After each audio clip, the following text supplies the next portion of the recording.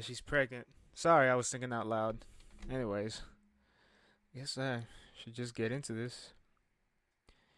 Yeah, it's been a while, man. I couldn't find a guest for today. I wish I could say that. Think I'm just lazy. Sorry, my cat's in the room. Come here. Come here. Come here. Come right here. Hey. That fucking bitch. I never thought I'd be a cat person. I don't like cats, but I like this one. Dumbass. And there. They raised it to be a Mexican cat. Speak Spanish. Vente. Hey. Let go. Let go of the shoelace. Let go. I don't want this to be that. Anyways. Yeah. So stand up is going well. I think. Yeah. Had a showing at Red Yards Monday. Did pretty well. It felt good, man, because the day before, Sundays is at Liberty Station. Mondays is at Red Yards. I made the list at Red Yards, so I decided to come to Liberty Station first. Liberty Station this past Sunday was one of the worst bombs I've ever had. Probably the worst that I can remember. So I was like lacking confidence for a second. Come here. Lacking so much confidence that so much so that all day Monday, because these things are usually at night. Like I was ready to go to Ruds, but all day through Monday, I was just not feeling it. I was struggling to come up with something funny. I'm like, hey, you don't fit there no more. You don't fit there. Why are you running now? Shit. Anyway, yeah, I was struggling on them so much to the point I even considered quitting. Sorry, I had to fix my posture. I even considered quitting. Like I remember when I used to when playing football, it was those tough days that where nothing went your way. Like practice was kicking your ass. You didn't feel you're not feeling it. You're just going through the motions at that point, and like you legit consider like, man, I might not even show up tomorrow. But then like you show up the next day, you get over it, and then like you feel like doing it again. And I think that's what it was like all day. Yes, on Monday, all day Monday, I actually considered quitting doing stand up, and it wasn't like not it wasn't that strong of a thought. It was just like some that went through my head, and like I knew what it was because I had that feeling before, but you know I kind of had an awareness. Kind of had an awareness of what that feeling was gonna pass. So I went into Ruds thinking yeah, I'm gonna like this might suck, but like let me just get through this. Oh, you bitch. Come here. Come here. Come here. Put my cat. Don't touch my khakis. Bitch. Wait till y'all see her. I'll snatch her. So like I was thinking, let me go through the motions. Maybe it's just an unsatisfying feeling. Oh, here she comes. Here she comes. Here she comes. Come here. Come here. Come here. There you are. Right there. Come through all the way. She went under the covers. That's folded. I decided I was gonna go through the motions, and I was like, you know what? If it goes well, it might, but I don't think it's gonna go well. And I was wrong. Yeah, I actually had one of my best showings, my best sets, strong set beginning to end, and it felt good. You know, I got off the stage shaking. Felt good. It felt like I was ashamed, but like I was like, this is very. It was the most satisfying feeling I ever had, knowing that the night before I was one of probably the worst. Where are you going? Where are you going? Don't dig into.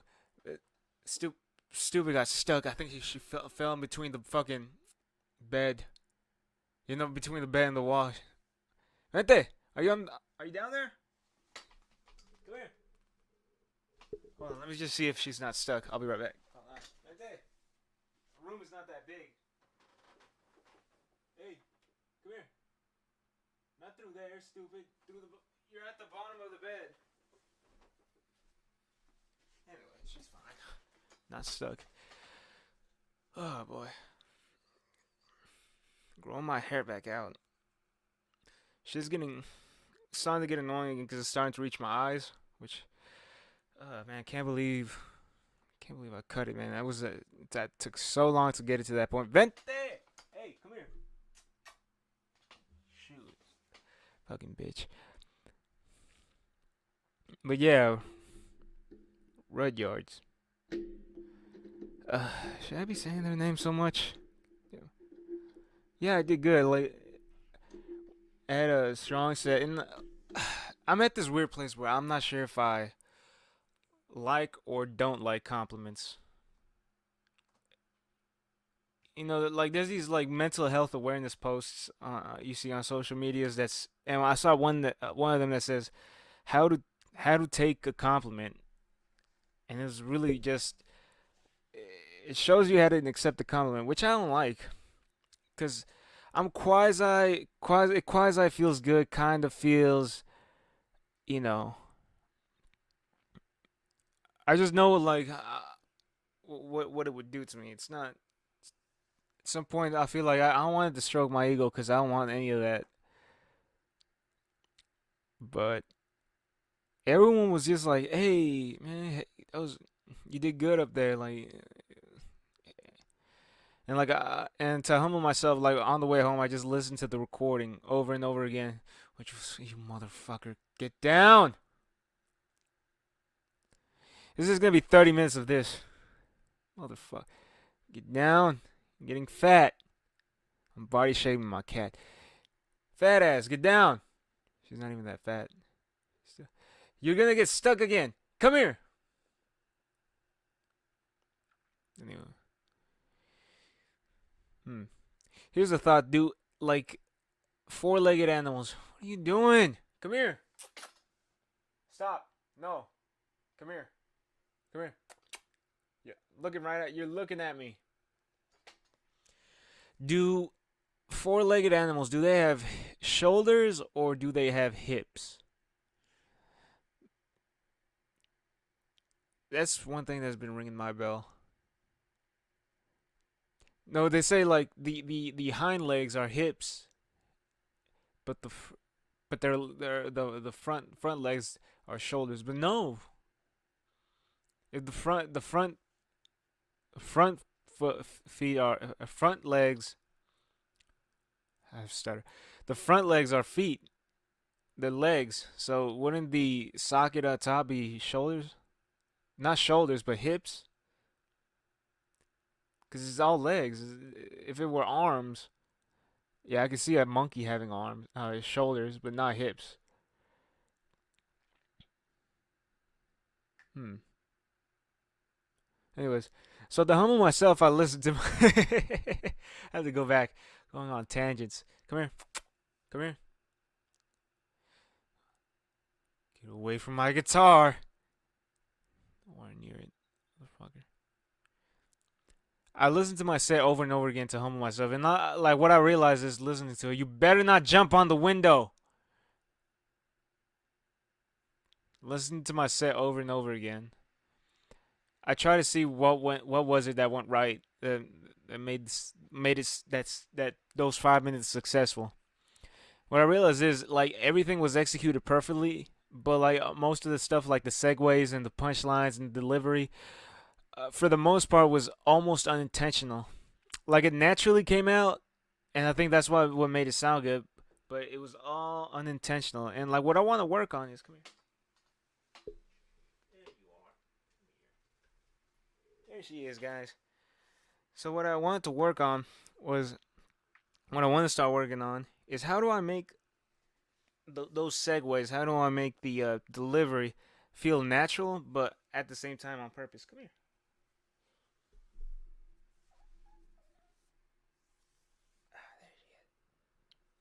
There she is. He's here. She's purring. Hey, that's you. That's you. She's still looking at herself on the camera. Okay, I'll let you down now. They wanted to see you. Ow, ow, ow, ow, ow, ow, ow. You're clawing. There you go. Get out of here. Yeah, she finally left. She doesn't come back. Anyways, where was I?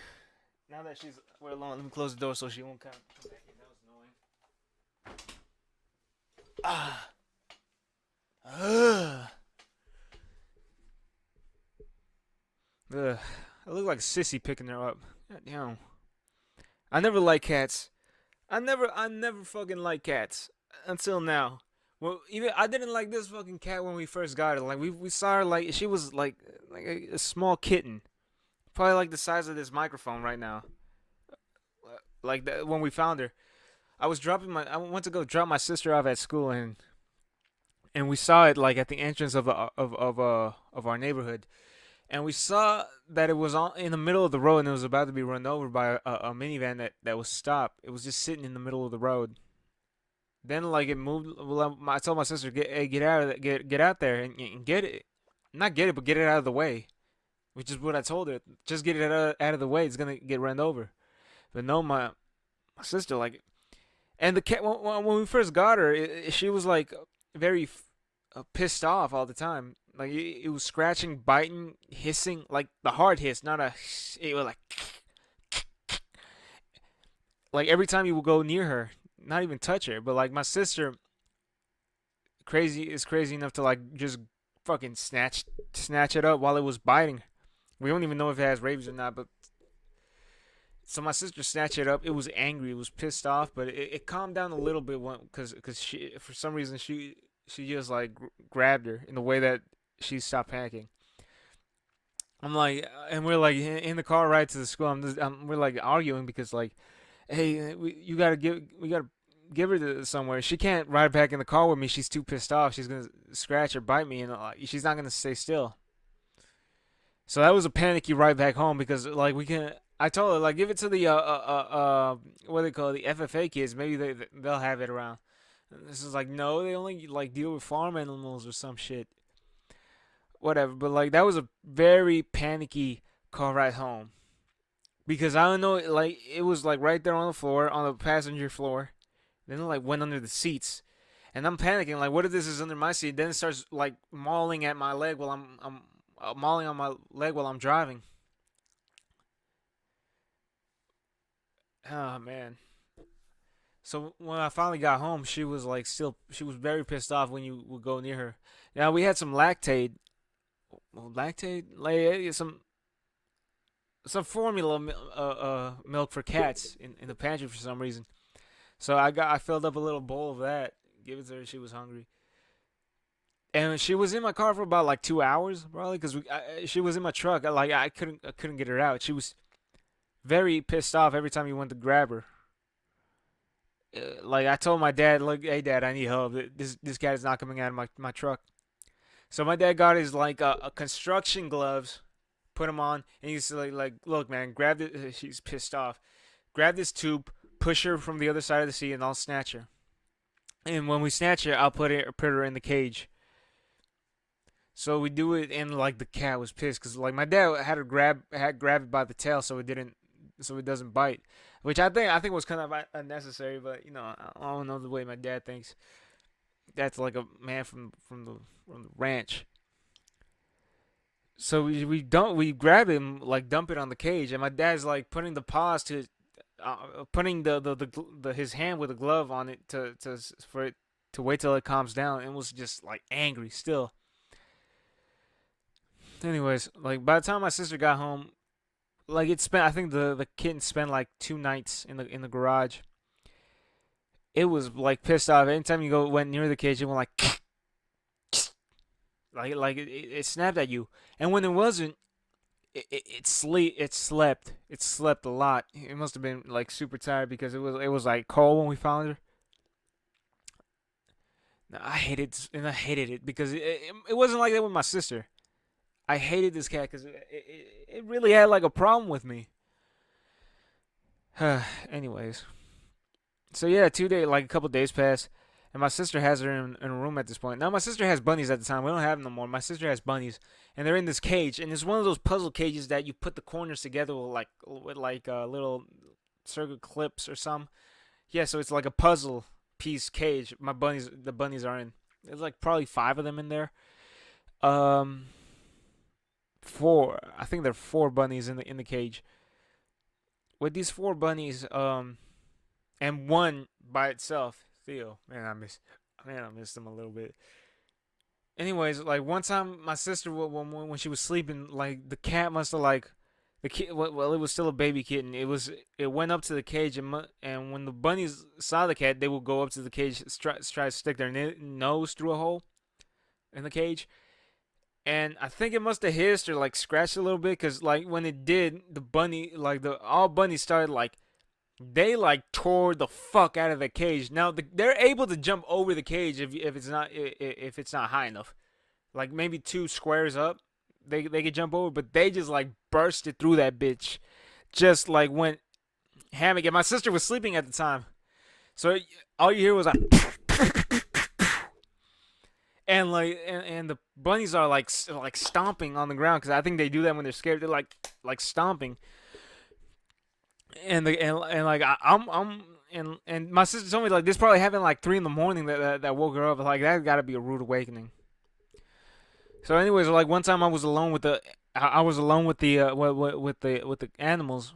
While my parents were and my parents were at work. My sister was at school, and I was alone with the animals. And all of a sudden, I hear while I was in the living room trying to watch a movie. I forgot what movie I was watching. I hear the same shit again, like the loud thunderous thudding. The bunnies like I just knew the bunnies broke through the cage again, and like I knew the cat. I thought the cat was still angry, so I wasn't gonna pick up the cat if if it was it was still hissy. So I went in there and I could not find the cat, but I could find the bunnies. They were like lodged in between the bed and the wall. Some of them were like still panicky. I had to rebuild the cage though, and like the floor is all covered in shit, so I have to like rebuild the cage on top of shit, on top of bunny shit and piss, and like I have to. So I finished piecing the things together. It took me about an hour to do the whole thing, to put the cage together and put them in the cage. And I'm like I'm panicking because it took me like another 30 minutes to find like the whole time I couldn't find the cat. I'm like oh shit, I'm panicking because I think the thing is dead. And and my dad told me like while he was pissed off, like that cat is gonna die because it's pissed off. It's like it's like fucking angry and it's a kitten. And like oh my god, I'm panicking. So like after about a half hour, I like the cage was on wheels, the cat's cage, not the fucking. There's a cat walking outside right now.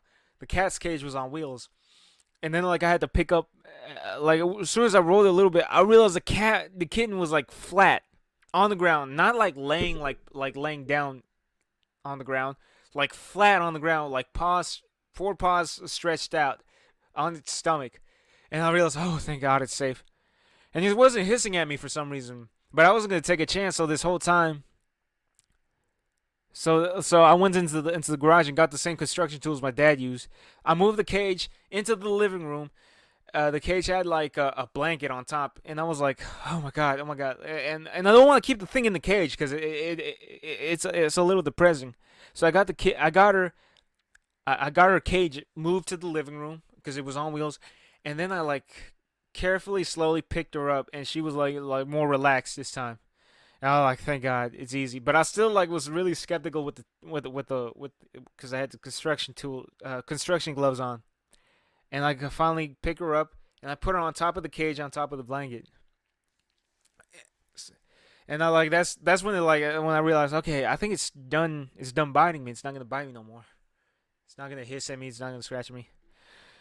So yeah, no, we decided to get rid of either the bunnies or the cat. My sister chose the bunnies, and we sent them back to the farm, and we kept the cat.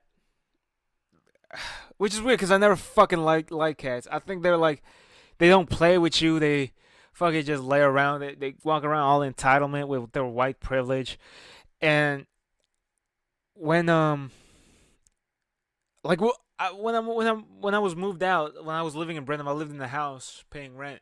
I was renting out a room, and there was this mouser cat named Smoke, I think. Smoke, yeah. And this cat was a fucking asshole, man.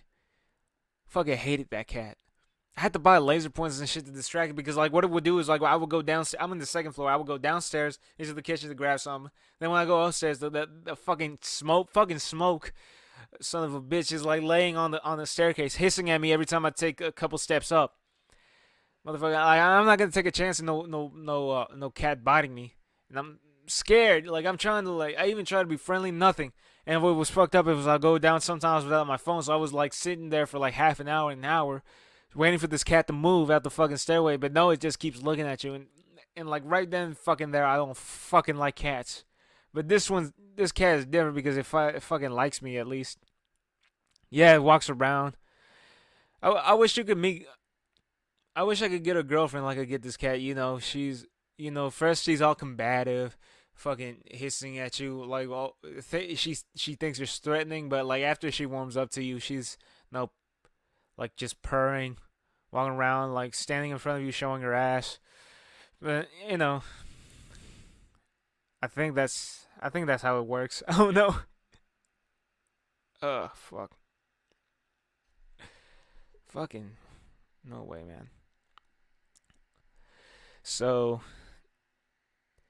man, it's just been exhausting keeping up with um with football, man. Like I don't watch the NFL like I used to. I remember like last year probably or earlier this season even that I would watch all the NFL recaps all the game recaps on YouTube of all the week game, all the games that week, and I would watch it nonstop, nonstop. Like all the games that happened in the week, I watched the recap. All of a sudden, like it's dead to me. I got into a fight with like some of these some college football fans, so-called fans. They yeah, it was like it was an argument about the players opting out. They choose. There's a bowl game, but they're gonna get drafted, so they don't want to like risk getting hurt on like on the bowl game, the last game of the season. So they opt out and start training for the draft. Uh, because if you get hurt, like your draft capital could drop. You get you and I got into an argument with this one other dude. He was like, forgot something about like, yeah, it was Matt Corral, from Ole Miss, the quarterback from Ole Miss. He was supposed to be like one of the top quarterback draft prospects in this draft, and he got. They say he probably just sprained his ankle, which I'm glad that he's okay. But like, like even a torn Achilles that could like fuck up your draft, like. And like what this dude said was like somewhat ignorant because he brought up like he's gonna make million. He's gonna make it to the league anyways. Like it's not that simple, man. Like just to say like he's gonna get drafted anyhow. Like it's not that simple. Like if you watch these the how the numbers play out, like you lose money the further down you go from the board. So like they're like number one overall pick to the to two number two overall pick in just in the first round, bro. Like you lose a significant amount of money if that dude and he's not even like this is supposedly a weak quarterback class. That's what I heard. It's nothing, no quarterbacks that will knock your socks off. Uh, from and so what the issue is that he's already like probably gonna be a middle to late first round pick. So if he bumps down to the second round, or even to the down to the last, even to the end of the first round, he's losing tens of millions. And like this dude just kept saying, well, he's gonna make millions anyway. I'm like dude, it's like I'm an advisor to you. You have on a business decision. Like there's one deal that says, uh, stop what you're doing now and win 10 million, or keep what you're doing now and later earn get this deal that's worth 5 million. You're not gonna take the fucking 5 million just because you're making millions anyhow. No, you're gonna like the smart decision will be to take the 10 million as soon as you can. Now I'm glad Corral is okay. I'm glad the dude is okay because they say he just sprained his ankle, so it won't like it's not nothing long term. Like if he tore his Achilles, that would be more unforgivable and heart reckoning. But he's gonna be fine. However, like it does feel like a sprained ankle. You're not gonna like really fight through that injury. Like I've had sprained ankles before. It's something you can fight through, but it's not something that needs crutches, from what I heard from my experience. But the dude came out with crutches, and yeah, dude's gonna be all right. I'm glad he's okay. But this guy went on to say like these players opting out is the reason why it's ruining college football, ruining college football. Like, no, the fuck is not. Like, players getting paid and all that. That's not fucking ruining college football. If that's all it takes to ruin college football for you, you're not a fucking football fan. It's simple as that. Like, I'm a Texans fan. The Texans like not Deshaun Watson's not playing. I don't say it's ruining the season. No, I still love watching the Texans. I don't care. Like the team was supposed to be 0-17 this season. That was like all the prediction. That's how bad down in the dirt they were. And we have had two fucking upsets this year. Fucking against the Titans and against the Chargers, and we swept the fucking Jaguars, who were supposed to be better than us. So like that's a real football fan, a guy who looks at the upside of everything. And college football is becoming a business like the NFL. The college football became like soccer, which is way better. There's no salary cap. These players can make whatever the fuck they want. They go to the highest bidder. Spencer Rattler had no reason to go to the South Carolina, but he went to South Carolina. Now I'm excited to see him go to South Carolina. Maybe he improves on his game. I want to see what happens to Lincoln Riley down at USC. Probably USC becomes dominant again. Now that they have one of the best developing quarterback coaches on their team as the head coach. So yeah, fuck, it's a business now. It goes to the highest bidder. Big like, and it's not like before the players were gonna play. It was any better. It was still going. All the recruits were going to Alabama, and I like the power imbalance that it's given because Alabama probably doesn't have as much money as somewhere like Notre Dame, which is a private institution. Like which it's gonna bring like hopefully some shit like this brings balance somewhat. Fucking Deion Sanders, I would like to play for Coach Prime, and I'm gonna call him Coach Prime to be respected. Coach Prime, I will like the what he did. He got the number like probably the number one recruit to go to HBCU FCS team, which is fucking unbelievable, man. Like when you think about it, like hopefully is the first domino to fall. But like I remember, I listened to like I watch videos and like and whatever, and I study. I go to like these old draft classes where the guys were coming from small schools. Ben Roethlisberger went from Miami of Ohio. I never even heard of that school. Never even saw it on TV. But like when I heard of it, I was like, oh yeah, like I didn't know there was a Ohio in Miami in Ohio.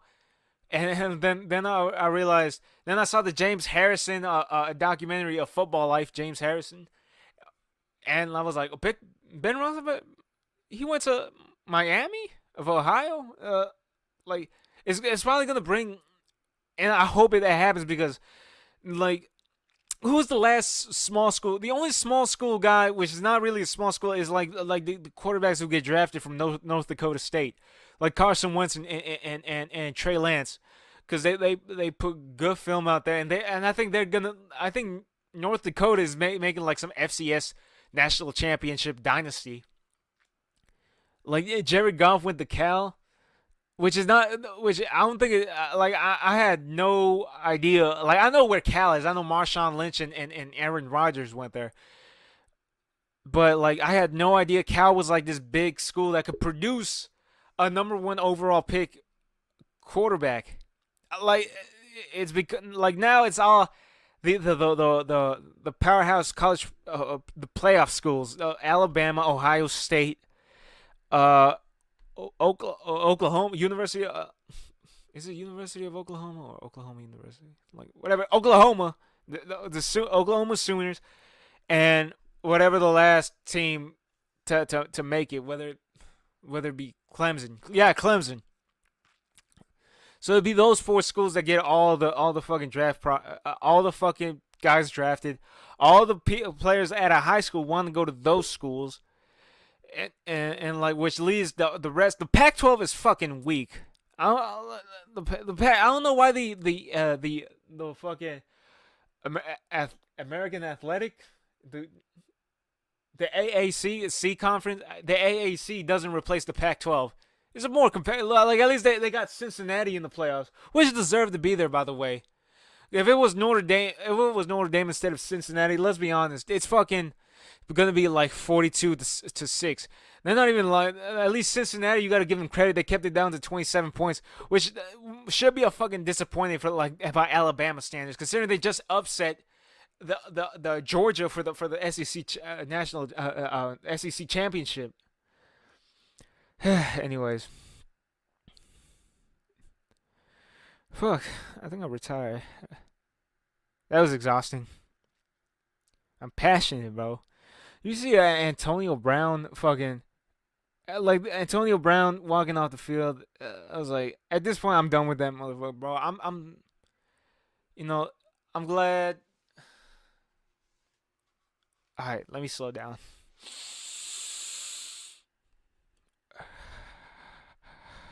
I don't know how to breathe. Hold on. I need to practice breathing.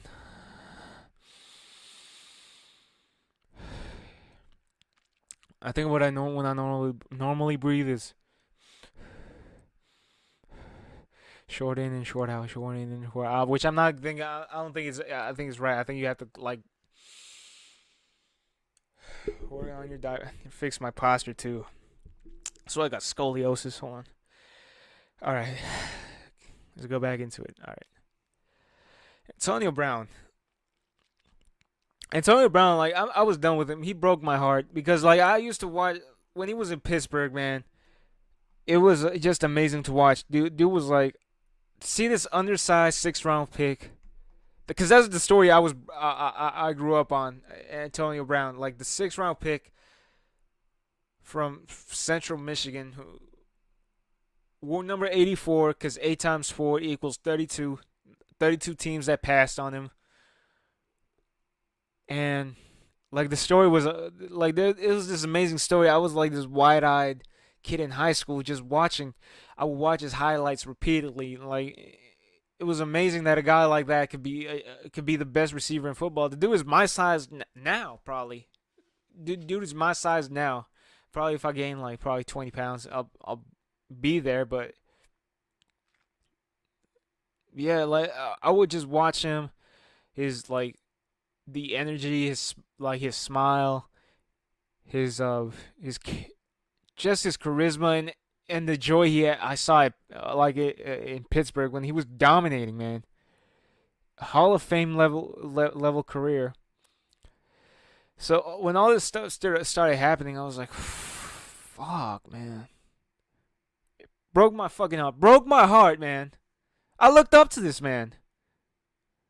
And like I know mental health is now getting thrown at, but you can have mental health problems and be an asshole. Two things can be true. Man, it's CTE, man. Like it's a. They say they're getting tired of it becoming an excuse. Well, you don't really know who has it until the player dies. So what's gonna happen? So what's gonna happen before it becomes not even an excuse, a reason, a legitimate reason to his behavior?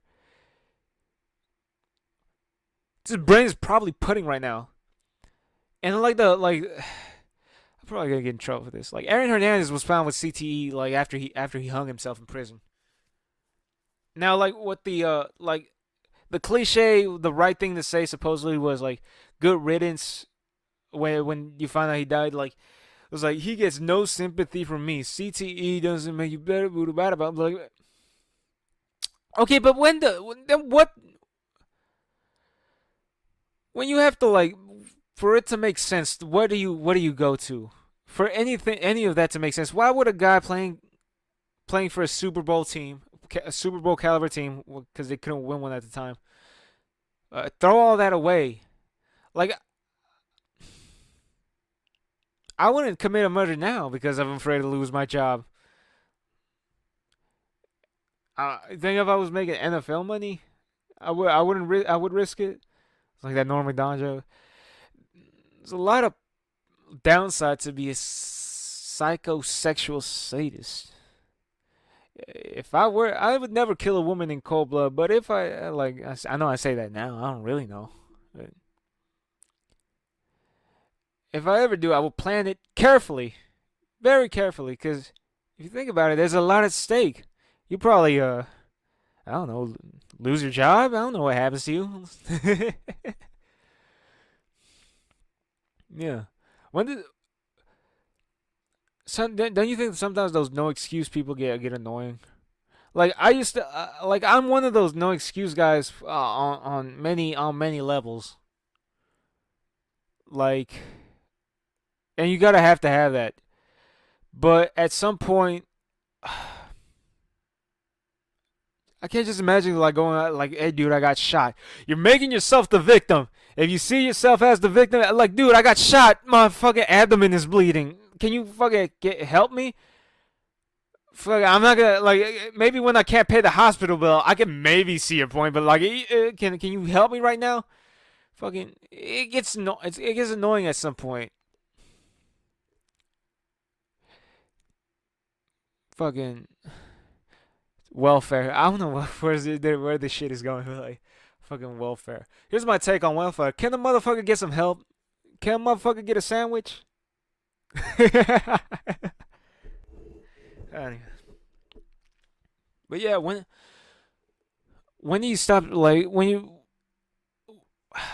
you can't like just stop be dismissive too.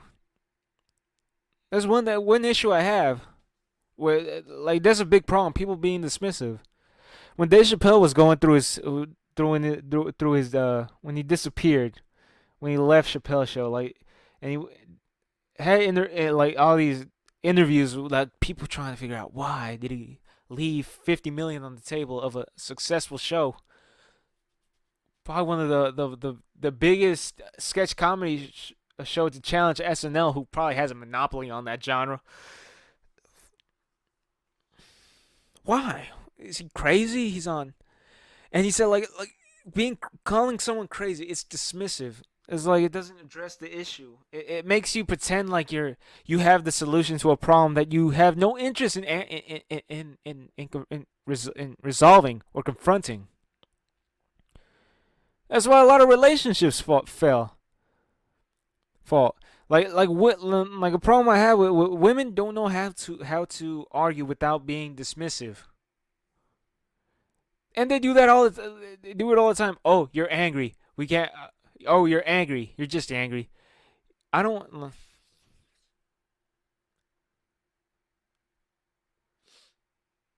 You're just a jerk. You're just an asshole. You can't handle me. I can't handle you, bitch. Like, no. Fuck.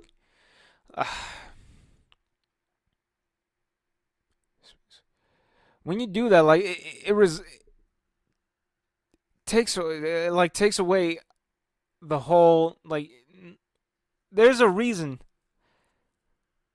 Like when guys talk, we try to like be very analytical, psychological. Hey man, we gotta break this down, get down to the root. What could it be?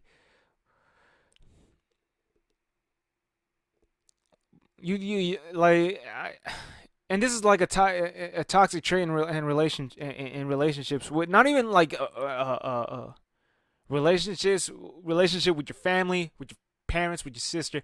Like here's like something I went through my sister the other day. Yesterday, this shit was yesterday. Like my sister like confronted me about doing stand up. It was like you're not, and she is really harsh about it. She's not even critical. She's just like being deliberately insulting. I was like, I don't find you funny. You're not funny. Nobody laughs at your stuff. Like, I'm not. I'm quoting her.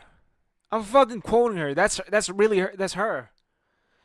And like, so I was like, oh, this is the set from Ruds I played her. Where that actually, and like I went. I told her, look, if I play for you and you hear how well it went, what are you gonna do? I'm not like, and she's still on that mindset, being dismissive of it. Well, I don't care. Like, it's not gonna be funny if I don't laugh. If I don't laugh, then you're not funny. Oh, really? Really? That's all you're basing it on? All right. Then I played it with the car on the car, and like I turned it up. Immediately, all her criticism is nothing. Has nothing to do with my stand-up. Yeah, like I can. What did you say? I can barely hear you. Like, you know good and damn well you heard clearly what was said.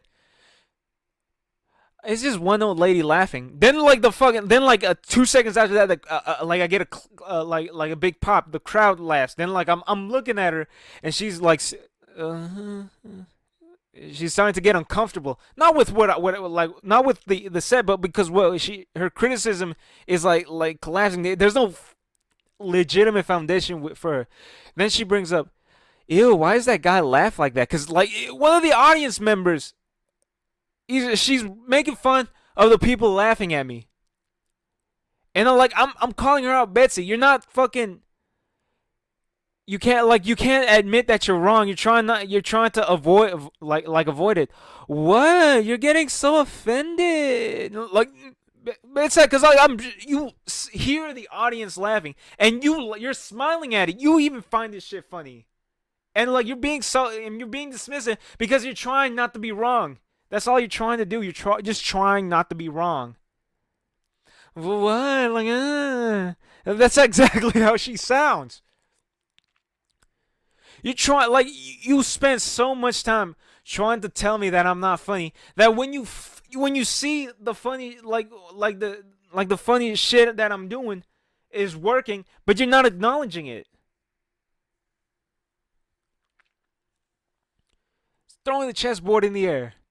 You have like she has no argument. She has no argument, so she's just like saying like we're playing chess. She says something's wrong with the pieces, or you have like something's wrong with the board. So like this game is stupid. Why are we even playing this anyway? And think you win. You can't do that and think you win the game.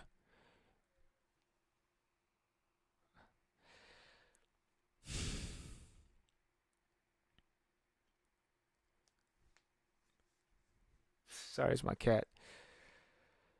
Oh man, I'm going hot and heavy. All right.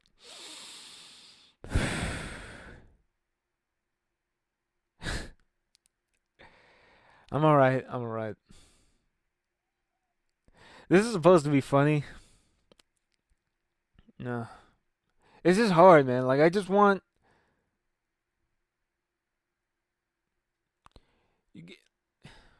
That's why I struggle in relationships, to be honest, because like I don't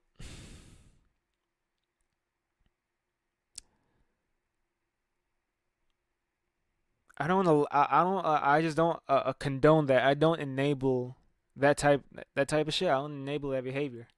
And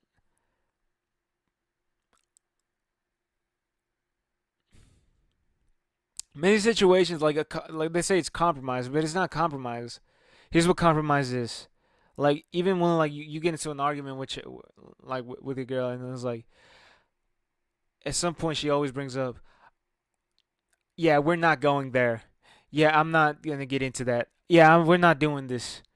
Oh, I see. This is what a compromise is.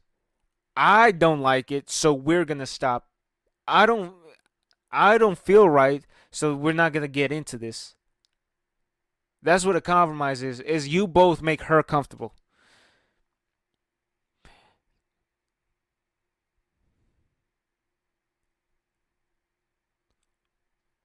Hmm.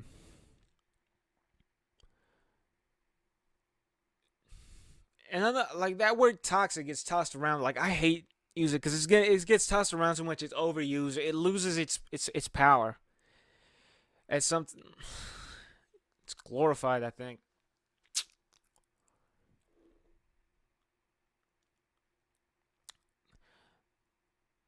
Yeah, they want to argue you, but they also want to be right. Like I'm not. Like Patrice O'Neal said, so like you don't have an opinion. Your opinion has you, and that's what it is to most of them. Like you think this is the right way to think, so you attach yourself to the point where the way you think has you.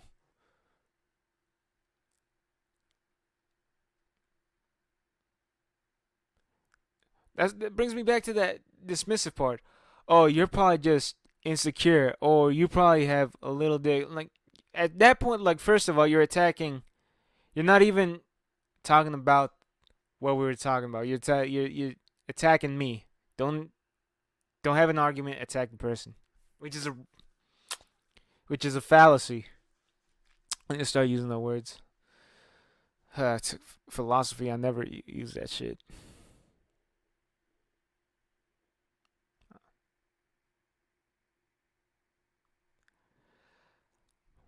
One time, like I had to end it with the. I had to end it with this old girl, and because she wanted to take pictures. Now I know that may sound I know that may sound minuscule. I'm just trying to calm down. That may sound like a minuscule, trivial thing to break up over, but like it's not. It's way deeper than that. I don't like taking pictures. Like my family knows that. Like every family event, like my aunt and my mom goes, "Hey, we gotta take a picture," and they know I don't like it, so I don't. Cause like, oh, we gotta make memories. I don't see stuff. I don't see life that way. I don't see like you have to make memories through photos. Like when my grandfather passed away, I told him like the stuff that really is important to me, I don't have a picture of. All his advice, all our interactions when we were the that when he rode in the car from in the car with me for one last time. I don't have a picture of any of that. So like I don't want to have memories through pictures and photographs. That's not my style, and I've always been that way. I don't like taking pictures, so and I've always been that way.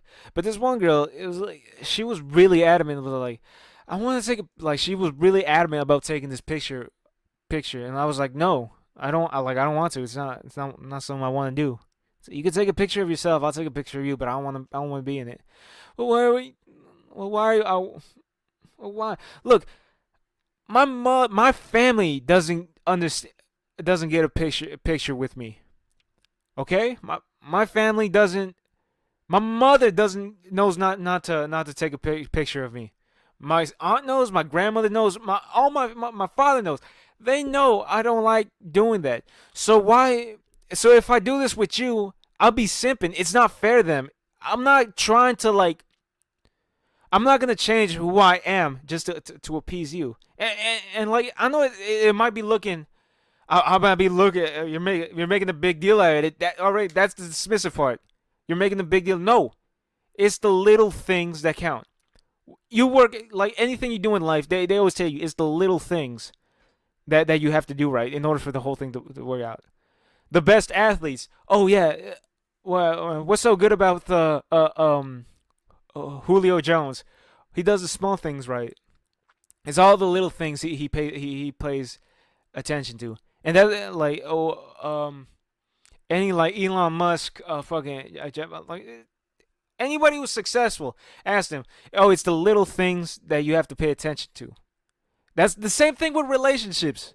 It's the little things you have to pay attention to.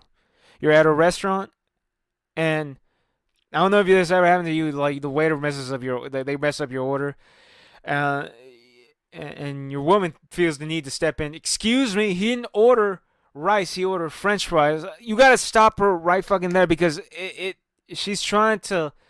I don't want her like look. It may seem like a little thing, like some small right there, but I can't allow that. Why? Because I don't want you to have the feeling that you need to do this for me. Like I can stand up for myself. I need you to understand that. Like if I have a problem with it, I'll talk to the waiter. Do not do this for me. I think that's what's called a shit test. It's called a shit test. Like what they like even from beginning to end, you ask a girl, hey, like you go up to talk to a girl, hey, and she tells you, oh, I have a boyfriend. Never take that shit at face value. never take that shit at face value because it might be a way, and they don't. It's not something they do intentionally. They don't do this on purpose. But it's something they have to do in order to test you, or else how are they gonna know you're up for the test? Like me, I like strong women. I like strong women. I don't care like they sometimes combative, like because I know the achievement is to get them to look at me like like what you're supposed to do, man. In any relationship, she has to look at you like she doesn't have to be your mama. She doesn't have to be your she has doesn't have to hold your hand. She looks at you like, okay, he can handle his business.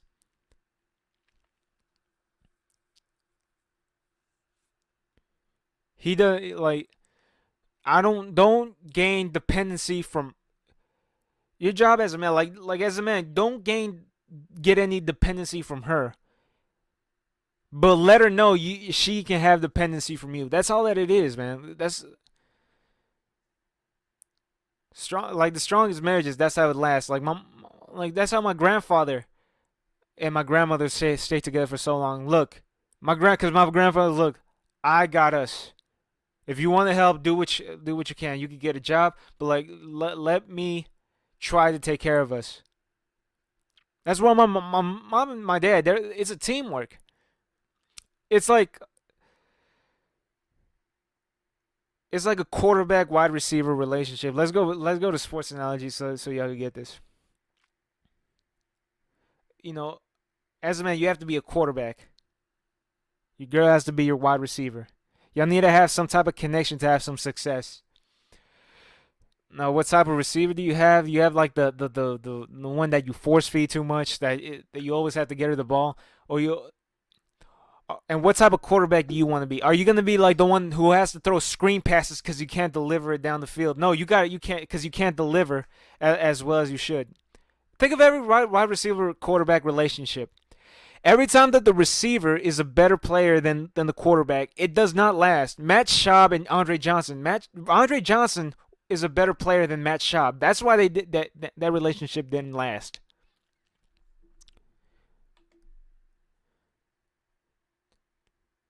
So listen, like you like every man as a quarterback saying, look, like let's get on the same frequency. If we work together, I could get you 1,500 yards this season. That's how it is. I could get you the ball anywhere. But I need like what I need you to do for me is know that like know where you stand. You're the receiver. Like any receiver, like like any you ever see like a receiver try to take try to play quarterback? It's fucking awful. LSU had a receiver playing quarterback last night. Fucking the Broncos, because of COVID last season, had to have a receiver at quarterback, and that they went to shit. No, you gotta like as in like every guy has to deliver to a point where their receiver could be productive. Now, being a receiver is a dependent position. And like anyone who watches football could tell you that. But not but that receiver still has to make things happen. Yeah, I could get you the ball. Can you run after the catch? Yeah, I could throw you the post, the fade, the go route. But can you create separation? Can you outrun your cornerback? If you just half-ass your routes, I can't get you the ball. So any woman who like when Chris Rock said it, yeah, any relationship is hard if one person is working on it. It's like moving the couch. If one person is working on it, yeah, it's gonna be hard.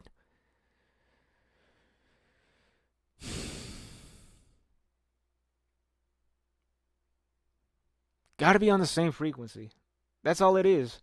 But you got to step up because you know you got you got the toughest job. That's all it is. But yeah, this go like most of like every time I like probably the two last relationships I've been in, The ex, they probably don't even know we've broken up yet. I'm being legitimate. Cause what I do is like I said, you a result of as not building that dependency on them. Like a result is that you're gonna be fine when they leave. Like you ever see like these people, they leave a relationship and then they say, "I gotta work on myself." The way the way that I look at it is like that means you gave too much. That means you gave too much. Like if that person left, they took enough of you that left you needing to repair yourself, whether it be emotionally, mentally, even physically. Who the fuck knows? But